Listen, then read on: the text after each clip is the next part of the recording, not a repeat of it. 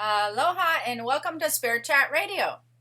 So, you may have noticed that I've been doing things a little bit differently. If you're watching me on YouTube, if you're on iTunes, you may not notice, but I decided to just kind of video record my radio sessions because I realize that I talk with my hands a lot and I'm talking to the computer anyways, and people have asked me about it. So, if you're on YouTube, that's what's happening. That's why it's different. So it's not exactly regular YouTube style. It's kind of YouTube slash podcasting style. If you're on iTunes, then you might want to come check me out at YouTube if you want to see more of me talking directly to you, I guess I would say.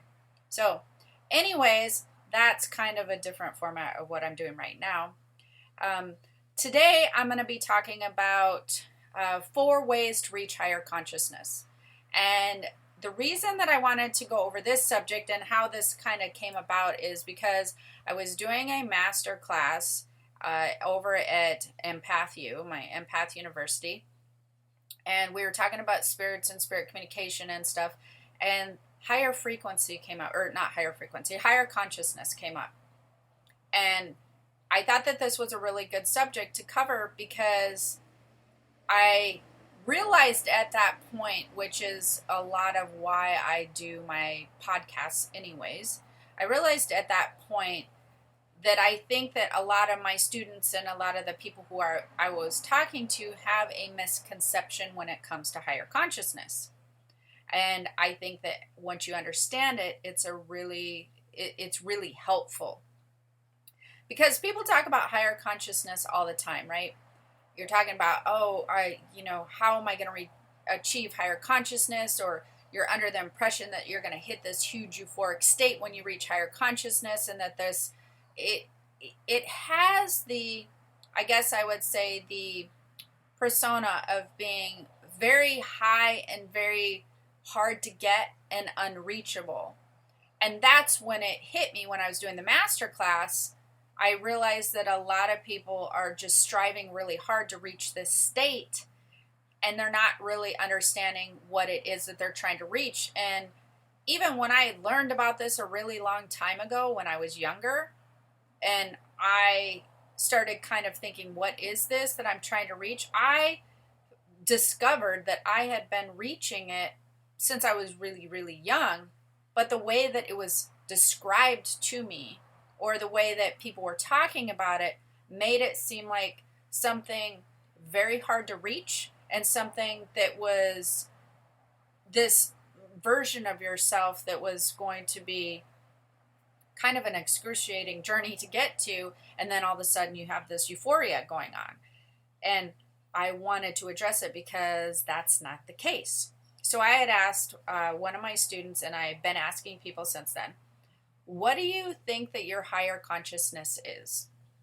And there's been a lot of really good answers that have come back on this. But a lot of people had said, well, my higher consciousness, I believe, is a state where, I reach that has a lot of my past knowledge in it, maybe my present knowledge, some future knowledge. But it's this higher version of myself, this higher frequency part of myself. And while, yes, this is all very true, but how do you reach this? Which part of yourself is this? Basically, your higher consciousness is your spiritual body, and the frequency that it reaches at a certain part has information of the past, the present, and the future. When you start creating a relationship with your spiritual body, you are right there to having access to your higher consciousness, because your higher consciousness is part of your spiritual body. And that means it's very reachable. Your higher consciousness is actually a part of your spiritual body. That's where your higher consciousness lies. And since it lies as a part of your spiritual body, it's a lot more simple to reach this higher consciousness or to have access to this higher consciousness aspect of yourself than you would think. It's actually a lot more simple than you would think. And you don't have to be a yogi who's practiced for 10 years to reach and have access to your higher consciousness. What you need to do is these 4 things that I'm going to be talking about. So your spiritual body has is part of your higher consciousness. Your spiritual body is where your higher consciousness lies. And like I said, that the part is true where it does have the spiritual knowledge of all of your existences, every part of you that's ever existed, from the past, every lifetime you've ever lived. All this knowledge is there in your higher consciousness, right? Your past, your current, your future, access to guides, spiritual knowledge in the spiritual realm, other knowledge that you have when you are not incarnated here that maybe you forgot about.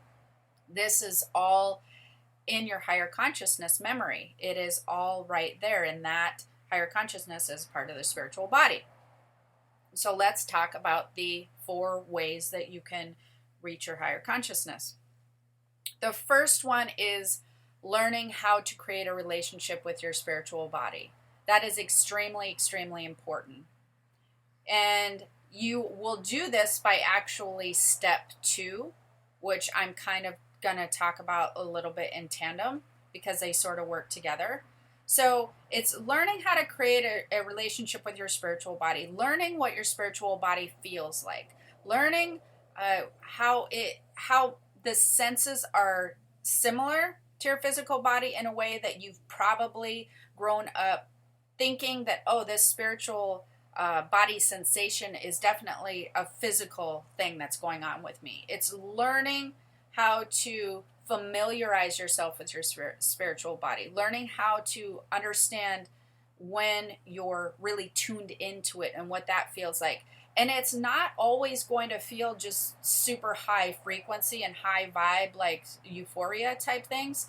Sometimes your spiritual body, if you are not managing things properly, or sometimes it's trying to give you indications of some things going on, like different spirits going on or being around, or different energies that it's around, it may respond in a way that's not necessarily euphoric feeling, but there will be some physical sensations, or it will feel like physical sensations when you're tuning into your spiritual body. And then the brain, a lot of times if you're not trained, goes, oh, okay, that's definitely a physical thing here. I'm experiencing this on a physical nature. And so unless you've learned how to create and recognize your spiritual body and create a relationship there, then your physical senses and your brain wants to take over and say, oh, these are all physical aspects of some things that I'm experiencing. And then sometimes you relate those to other things like, oh my gosh, what is wrong with me type of stuff, which may not always be something's wrong with you. You may just be experiencing some different energies and things that is going on with your spiritual body. Now, how you start to create a relationship with your spiritual body is by the second way, which is familiarizing yourself with your spiritual senses. And that is learning how your spiritual senses work. That's learning about your clairsentience, which is your empath stuff. It's learning about your clairvoyance. It's learning about your clairgustance. It's learning about all your clairs, your clairaudience, clairvoyance, everything. So it's familiarizing yourself with your spiritual senses. And I'm sure that you already know this, and you probably, if you've listened to me, you definitely know this, or you probably know already. You know, you have your physical senses, right? You're seeing, your touch, your smell, and that sort of thing. But you also have your spiritual senses, which can also see and feel, like your clairsentience. That's like your touch, you feel, right? You can see with your spiritual senses, your clairvoyance, your mind's eye. You can hear with your inner ear and your spiritual senses. So you can taste with your spiritual senses. So you can do all of the same physical things with your spiritual body as well. And that requires learning how to work with your spiritual senses. Sometimes it requires classes or different things of that nature. A lot of times it requires classes. That's also why I created this psychic ability class, but that's a whole nother thing. But anyways, it's learning how to tune in to your spiritual senses, learning to differentiate what your physical senses and sensations are and your spiritual senses and sensations are. And once you start really learning to compartmentalize more physical sensations and spiritual sensations, and that may seem overwhelming if you don't have the proper knowledge, but truthfully, it's not really overwhelming when you do have the proper knowledge. It's fairly simple, but I can't really teach that on this podcast because it's too short. Like I said, my classes that I do, it's like hours and hours of stuff. So it's really a fairly simple process, but learning how to separate and categorize, physical and spiritual. It's learning how your spiritual body operates, how it feels, what information it's getting. How do you know when you're tuned into it? It's familiarizing yourself with your spiritual body. The more you familiarize yourself with it through learning and understanding how your spiritual senses work, then your spiritual body, I've talked about this before, but it's kind of like you're sort of dating with your spiritual body. As you're getting to know your spiritual senses, you'll be able to know a little bit here and see how it works there a little bit, and kind of where your stronger interests lie with your spiritual senses, where you're stronger in. And then the more that you learn to familiarize yourself with what your spiritual body does and all the spiritual senses that it has, and how your specific spiritual senses are working, because everybody has a different combination. You're going to be stronger in some areas than somebody else is going to be in their areas. Once you learn your specific combination and you start acknowledging your spiritual body and going, okay, yep, I'm feeling tuned into you. I'm hearing the vibe you're giving me. I'm getting the signals that you're giving me. Then that relationship is then going to become stronger.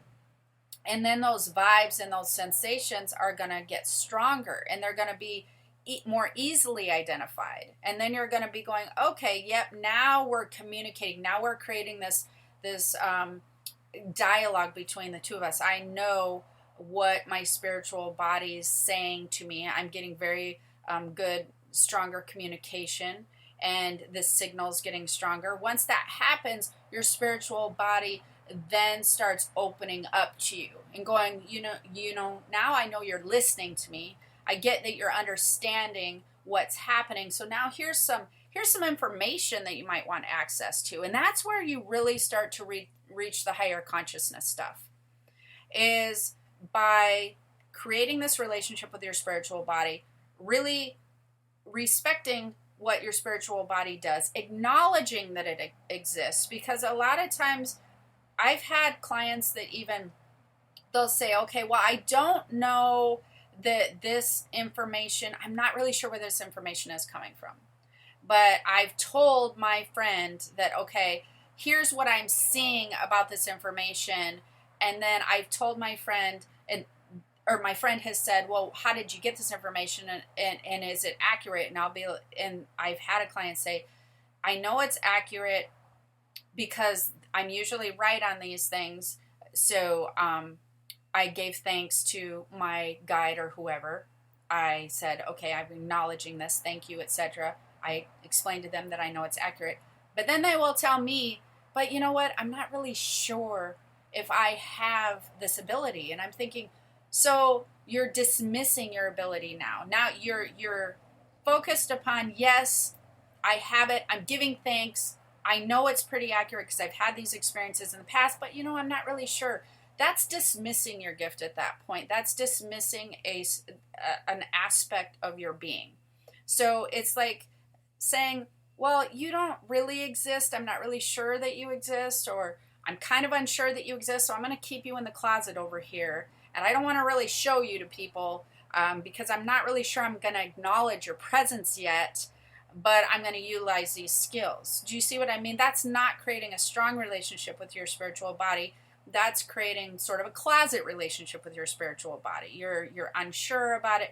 You want to create confidence between your spiritual body and your physical body. You want to create a confident connection between the two.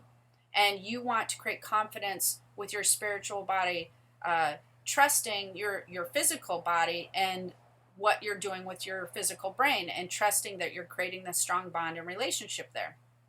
And then you're creating the whole part of yourself. And so that also comes with activating your spiritual senses. And so after you've learned to create a relationship with your spiritual body and you're learning to acknowledge your spiritual senses, you're learning to categorize them, you're learning to go, okay, yes, this is a real thing. Yes, I want to include you, spiritual body, with things that I'm doing. Yes, I'm getting it. I'm hearing you. We're creating this bonding relationship. Then you want to start working on developing your spiritual senses. Because when you're developing your spiritual senses, you begin to activate them. And now your spiritual body's like, hey, yeah, I want to help you. I want to open up to you. I want to show you what I can do. I want to give you more information now. And so a lot of times, even with spirit contact, everybody wants to skip these steps. They want to go straight into, well, I have these things here or there where I'm getting bits and pieces of information and I'm frustrated because I don't know why I'm not. Well, you haven't taken the time to create this solid foundation in this relationship from where your spiritual information is coming from. You haven't created the time, you haven't taken the time to really develop and create a strong communication system there. And so, yes, it's going to be flighty. That's where the information comes from. That's where your spiritual senses bring information to you through. That's where you reach your higher consciousness, which then has information for you. You have to create this relationship and this foundation.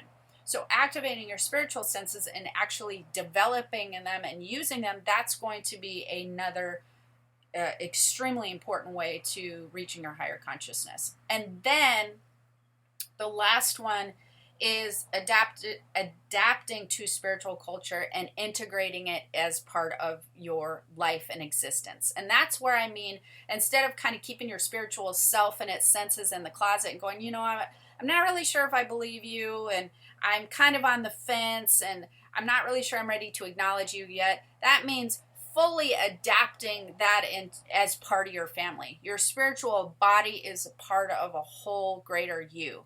You are learning how to trust it.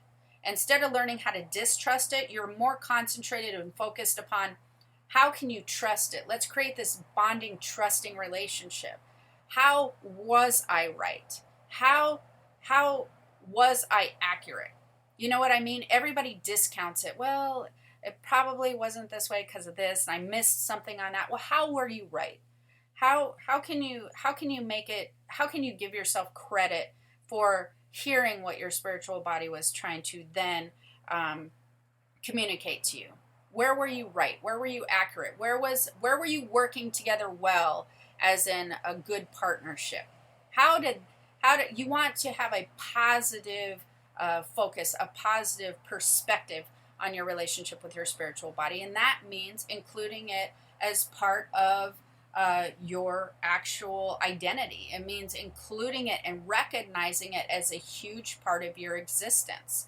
It means it's part of your greater whole, because that's where the knowledge lies. Your spiritual body wants to be acknowledged. It wants to become part of your physical existence.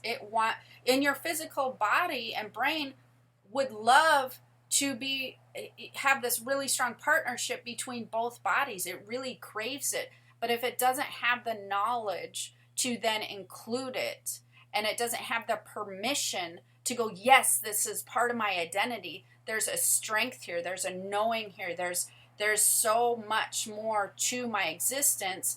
It needs to have the knowledge, and it needs to have permission to then include and work with your spiritual body. And you need to claim it as part of your identity and not have it be the redheaded stepchild that's sort of outside of your family, if that makes sense, you know, and just kind of sitting on the side, and you get to include it on some events, right? Sorry about that. That's a loud noise there, but you know, I don't want to re-record this. So anyways, you don't want to include it into just special family events. And that's what happens when you're going, hey, I had this experience. I had this spiritual experience where I had XYZ happen. How cool was that? But then the rest of the time, the rest of your days, you're like, nah, I don't know, it comes and goes, it's kind of flighty. You want to include it in all aspects of your identity, claim it as part of your identity. So it's understanding that your higher consciousness is very much a part of you currently at this very moment in time. It's very reachable currently at this very moment in time, but it's learning where it is, which lies within your spiritual body. Your higher frequency, your higher consciousness lies within your spiritual body. It's learning how to create this relationship with your spiritual body. It's learning how to familiarize yourself with your spiritual senses, how those work. It's learning how to activate your spiritual senses and develop it and start having a really strong relationship between your spiritual body and your physical body. And then it's claiming your spiritual body as part of your identity. And all of these things will help you to tap into your higher consciousness, which is a natural part of basically your spiritual body's brain. Your higher consciousness is there, ready and waiting for you. It's not something that's completely out of your reach. So I hope that you found this helpful. Sorry about all the background noise there. If you'd like to know more about what your spiritual senses are, don't forget to take the quiz. Don't forget to subscribe if you enjoyed this and hit the notification bell. Also, I have a spirit community. You can, it's free if you want to, chit chat with other like-minded people, and or if you want to learn more about developing your spiritual senses, you can check out the EMPATHS courses. And until next time, I hope you have the most amazing day. Okay, aloha. Introducing Instagram teen accounts, a new way to keep your teens safer as they grow, like making sure they've got the right gear for riding. Knee pads. Check. And helmet? Done. See you, Dad. New Instagram teen accounts, automatic protections for who can contact your teen and the content they can see.